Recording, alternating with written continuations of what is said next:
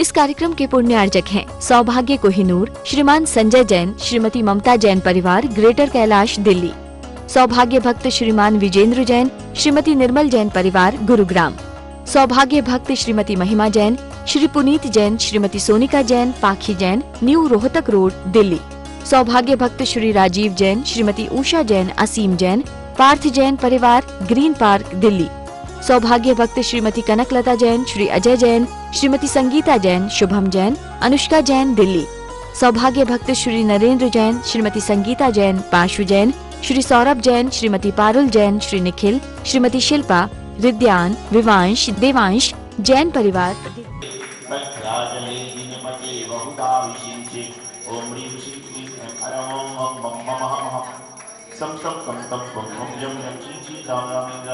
ओम नमो हरति भगवते शिवाभिषेकं करोमि स्वाहा। भारतदैश्वर्यन्देवनानुमेयं वन्दीरतां सर्वशक्तिपरोऽभियुक्तां ओम ह्रीं श्रीं क्लीं परं ओम बम बम बम सम सम सम सम बम बम जम जम ची ची गाम गाम गाम गाम। ओम नमो हरति भगवते शिवाभिषेकं करोमि स्वाहा। ओम नमो हरति भगवते शिवाभिषेकं करोमि स्वाहा। पांडवपदामिकरदीकदामतीनं रत्नाकराजिन प्रतिमाधारा ब्रह्मनिवास देवा ओम ह्रीं श्रीं क्लीं परं ओम बम बम बम बम बम जम जम ची ची गाम गाम गाम गाम। ओम नमो हरति भगवते शिवाभिषेकं करोमि स्वाहा।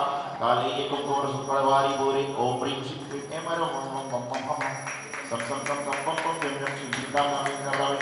ओम नमो हरति भगवते शिवाभिषेकं सर्वोद्धार करोमि स्वाहा। सर्वोद्धार करोमि स्वाहा।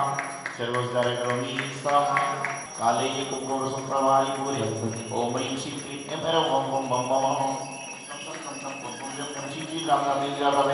ओम नमो हरते भगवते शिवाय चतुष्कोणसविषेकं करोमि स्वाहा। चतुष्कोणसविषेकं करोमि स्वाहा।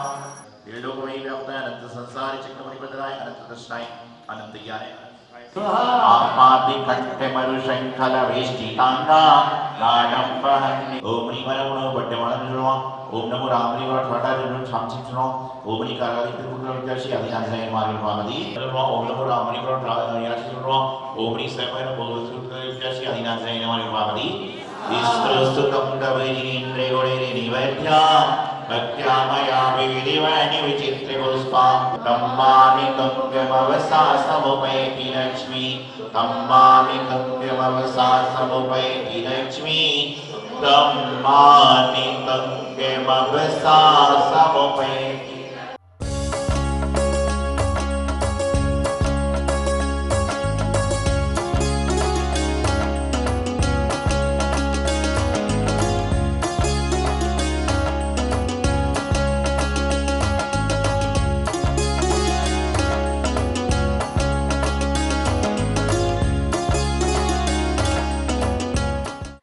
महानुभाव,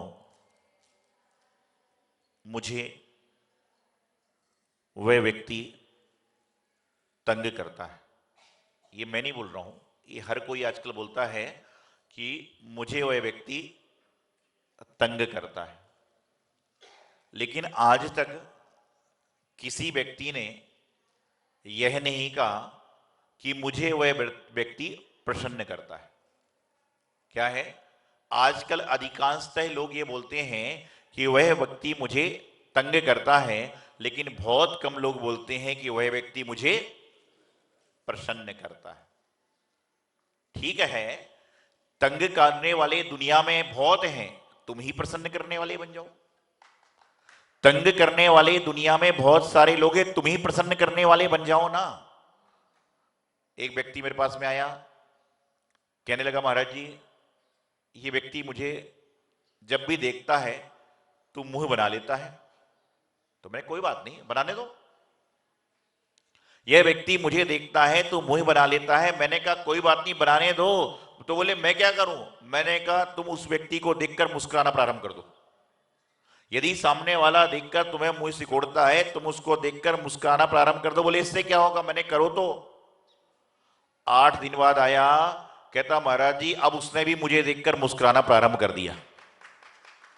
आप ध्यान रखिएगा, जैसा आप दूसरे की ओर देखोगे वैसा ही आपको दिखेगा। यदि आप प्रसन्न होकर देखोगे तो सामने वाला भी प्रसन्नचित्त दिखेगा, और यदि आप उदास होकर देखोगे तो भी आपको उदास ही दिखेगा।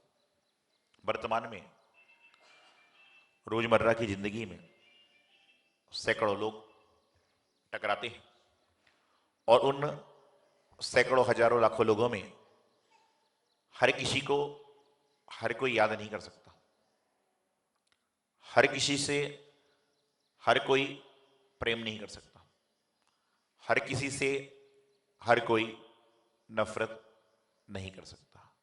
आप कभी चिंतन मनन करोगे, विचार करोगे, तो आप ध्यान रखना, जिंदगी में इंसान को नफरत उसी व्यक्ति से होती है जिससे उसको कहीं ना कहीं छोटा मोटा प्रेम है। जिससे प्रेम नहीं है उससे नफरत होने का सवाल उठता ही नहीं। सीधी सीधी बात है कि जिससे जान पहचान है उसके लिए ही भला बुरा इंसान कहता है, जिससे जान पहचान नहीं उससे भला बुरा क्या कहेगा। आप रास्ते में चल रहे हो और रास्ते में चलते चलते यदि अनजान व्यक्ति आपको पत्थर उठा के मारने लग जाए तो आप क्या करोगे? क्या करेंगे बताइए? रास्ते में आप चल रहे हैं, अनजान व्यक्ति यदि आपको पत्थर उठा के मारने लग जाए तो क्या करेंगे? यदि समझदार व्यक्ति होगा तो यह चुपचाप वहां से बचकर निकल जाएगा। लेकिन यदि कोई जानकार व्यक्ति गलती से पत्थर कहीं और फेंक रहा था और आपको लग गया, फिर क्या होगा? फिर तो काय का स्कूल, काय की दुकान, काय का ऑफिस, काय का मंदिर, सारा वहीं पर जमात लग जाएगी और ऐसा लगेगा कि सारा राम राज्य खत्म होकर यहीं पर क्या है, रावण राज्य प्रारंभ हो गया। क्योंकि वो जानकार था। अनजान ने बहुत बड़ा पत्थर जानबूझ के मारा तो भी आप कुछ नहीं बोलते, समय कौन खराब करे। लेकिन जानकार ने कुछ कर दिया तो इंसान वहां उलझ जाता है, वहां परेशानी में लग जाता है और वहां तकलीफ पैदा करने लग जाता है। सोचिए, समझिए, जैनागम में क्रोध, मान, माया और लोभ, ये क्या है? 4 कसाएं बताई गई है। इनमें सबसे पहले उन्होंने क्रोध को रखा कि यदि क्रोध कसाए कम होगी जब ही जाकर मान कसाए कम होगी, और मान कसाए कम होगी जब जाकर मायाचारी कम होगी, और जब मायाचारी समाप्त हो जाएगी तभी जाकर लोभ समाप्त होगा। इंसान माया को तो छोड़ रहा है लेकिन मायाचारी को नहीं छोड़ पा रहा। माया मतलब धन संपदा को छोड़ सकता है, त्याग भी कर सकता है, लेकिन मायाचारी करना नहीं छोड़ सकता। ग्रंथों में आता है कि माया त्रिविनश्य, कि मायाचारी करने से त्रयंच गति का बंध होता है। और जो व्यक्ति देवशास्त्र गुरु के सानिध्य में मायाचारी करता है उसका तो क्या कर्म होगा इसकी कोई गारंटी है ही नहीं। इसलिए मायाचारी तो घर में भी नहीं करना चाहिए, मंदिर में, भगवान के सामने, गुरु के सामने, जिनवाणी के सामने तो दूर दूर तक ही नहीं। मायाचारी आप करना नहीं चाहते, मायाचारी अपने आप हो जाती है। जैसे कोई व्यक्ति से मैंने पूछा कि भाई कल तुम क्यों नहीं आए, परसों तुम क्यों नहीं आए, कल विधान में क्यों नहीं आए? एक समझदार व्यक्ति सीधा बोलता है महाराज जी घर में कुछ काम था मैं नहीं आ पाया। दूसरा व्यक्ति बोलेगा अरे महाराज जी मैं आपको क्या बताऊं, मैं तो घर से निकल गया था, 2-4 किलोमीटर आ गया था, लेकिन बच्चे के स्कूल से फोन आ गया तो मुझे वापस जाना पड़ा। ऐसा कई बार लोग करते हैं कि बोले बच्चे के स्कूल से फोन आ गया तो मुझे वापस जाने पड़ा। एक बार एक व्यक्ति ने ऐसे ही कह दिया। मैंने पूछा क्यों नहीं आए भाई? बोले महाराज जी क्या करूं, बच्चे के स्कूल से फोन आ गया तो मुझे वापस जाना पड़ा आधे रास्ते से। मैंने कहा तुम्हारा बच्चा कौन से स्कूल में पढ़ता है? मैंने पूछा तुम्हारा बच्चा कौन से स्कूल में पढ़ता है? तो साधु महाराज बोले महाराज जी को स्कूल से क्या मतलब है।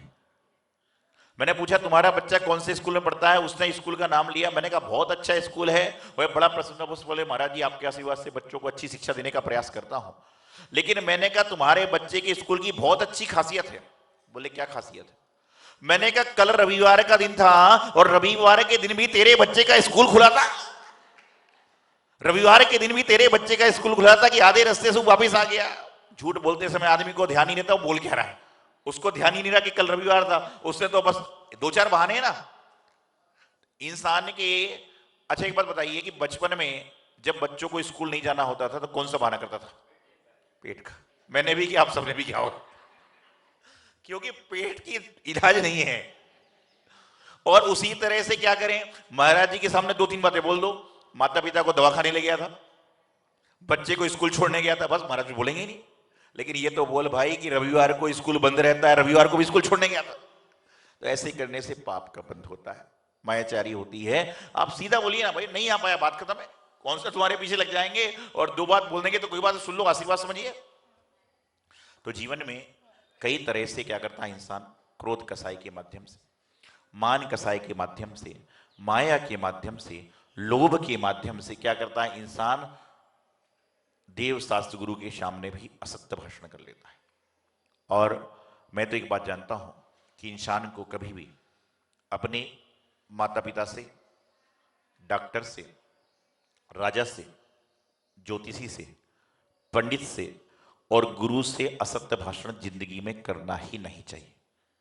क्योंकि माता पिता से असत्य भाषण करोगे तो आपका नुकसान होगा, डॉक्टर वैद्य को असत्य भाषण करोगे तो बीमारी का इलाज नहीं आ पाएगा, पढ़ाने वाले शिक्षक से असत्य भाषण करोगे उनका अनादर होगा, राजा से असत्य भाषण करोगे सूली पर भी चढ़ सकते हो, और गुरु से असत्य भाषण करोगे तो आपको जीवन में तकलीफ आ सकती है।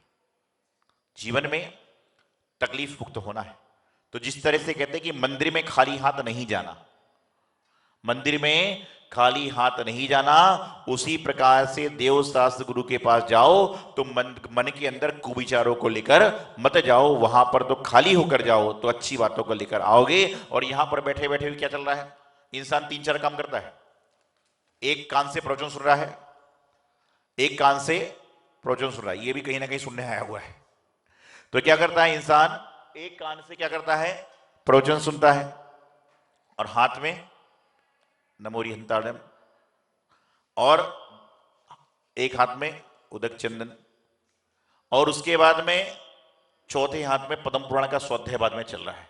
तो मैं सोचता हूं इंसान कितना अच्छा है, एक बार में 4-4 काम कर रहा है। और जब घर में कोई कार्य होता है तो कहता है भैया एक काम कर लेने दो, उसके बाद दूसरा काम करूंगा। इसी तरह से मंदिर में करो ना कि एक बार में एक काम करो, जीवन का कल्याण हो जाएगा, लेकिन एक बार में अनेक काम करते हो तो समझ में आता ही नहीं कि करके क्या आए हो। इसी कारण से हमारे यहां पर समस्याएं जन्म लेती हैं, और ये सब चीजें जो हैं वो अनादर होता है, जान के अनजाने। आप बोलते हैं बिन जाने व जान के, अभी बोलोगे ना, क्या बोलोगे, बिन जाने व जान के, बस वो बोलते हैं महाराज जी हमने तो बोल दिया बिन जाने व जान के सारे पाप समाप्त हो गए। अरे भैया बिन जाने व जान के कब है कि अचानक वाली बात है, अगले दिन फिर चालू जाओ, तोड़ तोड़ के चढ़ाओ, फिर बोलो बिन जाने व जान के, ऐसा नहीं होगा। तो हमारे जीवन में हम किसी को प्रसन्न दिखना चाहते हैं तो वह प्रसन्न कब होगा, वह मुस्कुराहट कब लाएगा पता नहीं, लेकिन कम से कम हम तो प्रसन्न हो जाएं। तो जब हम प्रसन्न होंगे तो सामने वाला अपने आप आपको प्रसन्न नजर आने लग जाएगा। आप जैसे भाव से दूसरे को देखते हो वैसा ही भाव आपको अपने आप आने लग जाता है। आप जैसी दृष्टि से दूसरे को देखने का प्रयास करते हो वैसा ही आपको देखने का प्रयास होने लग जाता है। विचार करिए, आप सब यहां पर बैठे हो और एक व्यक्ति जिसके हाथ में कुछ लगा हुआ है, कोई कट गया है, पीप निकल रही है, मवाद निकल रही है, और वो वहां कर बैठ जाए तो क्या होगा, लोग उससे दूर होना चालू कर देंगे। और जो व्यक्ति उसके पास से दूर उठकर गया था उसको वहां से उसकी लड़की का फोन आ जाए कि मेरे देवर जी आ रहे हैं, उनको लग गई है, ध्यान देना, तो उतना दूर से पास में आएगा। अरे बोले आपको कैसे लग गई? जो व्यक्ति अभी पास से निकला था वह वापिस आता है कि आपको कैसे, अरे मतलब जब तुम्हारा संबंध बन रहा है, जब तुमको चोट भी अच्छी लग रही है और जब तुम्हें जानकारी नहीं थी तो क्या हुआ, अच्छी वस्तु भी खराब लग रही है। तो जैसा आप अपनी जानकारी के लिए भाव रखते हैं वैसा आप अपने अनजाने के लिए भी भाव रखें, कल्याण हो जाएगा। तो मुख्य बात यह कि 4 कसाएं हैं, क्रोध, मान, माया और लोभ। अच्छा, कितने लोग हैं जिनका क्रोध खत्म हो चुका है? मेरा तो नहीं हुआ। कितने लोग हैं जिनका क्रोध खत्म हो चुका है? तो क्रोध, मान, माया, लोभ ये बहुत लंबे गुलिस्तान तक जाते हैं। संपूर्ण रूप से इंसान खत्म नहीं कर सकता, लेकिन कम से कम अकारण तो खत्म करो। कारण से, निमित्त से आ रहा है उसको भी बचाओ, लेकिन बेफिजूल मंदिर में बैठे हो भगवान जी के सामने, कमरे में बैठे हो महाराज जी के सामने, वहां बैठे बैठे क्रोध चालू हो गया जबरदस्ती का। वो आदमी सामने में नहीं है, बड़बड़ा रहे हैं, इधर उधर की चर्चा कर रहे हैं, ऐसा कर रहे हैं, वैसा कर रहे हैं। कई बार ऐसा होता है ना, कई बार हम लोग साधु महाराज बिहार करते हैं, और जब आप लोग प्रवचन के बाहर से निकलते हो ना, प्रवचन से जब बाहर निकलते हो तो आप लोग जब बाहर खड़े होते हो तो पीछे से हम लोग आ रहे होते, कई समझते हैं अरे बोले क्या बताऊं, मुझे तो आज 9 बजे घर जाना था, लेकिन महाराज ने जबरदस्ती बैठा दिया, तो आधे घंटे और बैठा रहा, और मैंने जैसे उसको सामने पीछे लगा दी सिर में। बोले महाराज जी मैं तो ऐसे ही बोल रहा था। क्या है, ऐसा मत करो भाई। ऐसा करने से जो पुण्य आप कमा के आए हो वह वापिस जाकर पुण्य से पाप में नहीं बलता, बल्कि पापानुबंधी पाप बढ़ जाता है कि पाप तो हो गया लेकिन और पाप को अर्जन कर लिया। ऐसा मत करिए। ऐसा करने से हमारे जीवन को तकलीफ होती है, हमारा जीवन संकट में होता है। तो अपने जीवन को व्यवस्थित करें, जभी जाकर आप अपने जीवन को व्यवस्थित करोगे, जभी जाकर आप पारसनाथ भगवान के चरणों में स्थित हो पाओगे। स्थित होने का प्रयास करें, जीवन को व्यवस्थित करें। यही मंगल भावना आचार्य गुरुवर सिद्धांत सागर जी महाराज। इस कार्यक्रम के पुण्यार्जक हैं सौभाग्य कोहिनूर, श्रीमान संजय जैन, श्रीमती ममता जैन परिवार, ग्रेटर कैलाश, दिल्ली। सौभाग्य भक्त श्रीमान विजेंद्र जैन, श्रीमती निर्मल जैन परिवार, गुरुग्राम। सौभाग्य भक्त श्रीमती महिमा जैन, श्री पुनीत जैन, श्रीमती सोनिका जैन, पाखी जैन, न्यू रोहतक रोड, दिल्ली। सौभाग्य भक्त श्री राजीव जैन, श्रीमती उषा जैन, असीम जैन, पार्थ जैन परिवार, ग्रीन पार्क, दिल्ली। सौभाग्य भक्त श्रीमती कनकलता जैन, श्री अजय जैन, श्रीमती संगीता जैन, शुभम जैन, अनुष्का जैन, दिल्ली। सौभाग्य भक्त श्री नरेंद्र जैन, श्रीमती संगीता जैन, पाशु जैन, श्री सौरभ जैन, श्रीमती पारुल जैन, श्री निखिल, श्रीमती शिल्पा, रिद्यान, विवांश, देवांश जैन परिवार, दिल्ली।